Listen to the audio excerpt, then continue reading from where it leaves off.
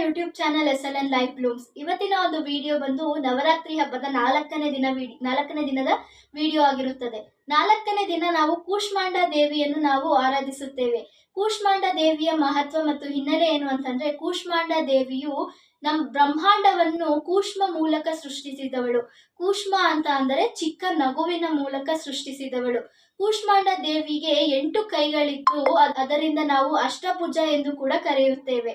ಕೂಷ್ಮಾಂಡ ದೇವಿಯ ವಾಹನ ಬಂದು ಸಿಂಹ ವಾಹನವಾಗಿರುತ್ತದೆ. ಕೈಯಲ್ಲಿ ಕಮಲ, ಚಕ್ರ, ಗದ, ಧನಸ್ಸು, ಬಾಣ, ಜಪಮಾಲೆ ಮತ್ತು ಕಾಮಂಡವನ್ನು ಹಿಡಿದುಕೊಂಡಿರುತ್ತಾಳೆ. ಕೂಷ್ಮಾಂಡ ದೇವಿಯು ನಮ್ಮ ಜೀವನದಲ್ಲಿರುವ ಬಂದಂತಹ ಕಷ್ಟಗಳನ್ನು ನಿವಾರಿಸುತ್ತಾಳೆ ಮತ್ತು ಶಕ್ತಿಯ ಸಂಕೇತ ಕೂಡ ಆಗಿರುತ್ತಾಳೆ.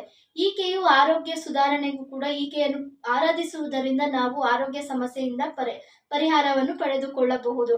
ಕೂಷ್ಮಾಂಡ ದೇವಿ ಅಂದ್ರೆ 4ನೇ ದಿನ, ನವರಾತ್ರಿ ಹಬ್ಬದ 4ನೇ ದಿನದ ಬಣ್ಣ ಬಂದು ಹಳದಿಯಾಗಿರುತ್ತದೆ.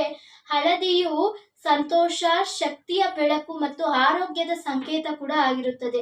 ಈ ದಿನ ನಾವು ಕೂಷ್ಮಾಂಡ ದೇವಿಯನ್ನು ನಾವು ಆರಾಧಿಸುತ್ತೇವೆ. ಕೂಷ್ಮಾಂಡ ದೇವಿಯ ಹಿನ್ನೆಲೆಯನ್ನು ನಾನು ಇವಾಗ ತಿಳಿಸ್ಕೊಟ್ಟಿದ್ದೇನೆ.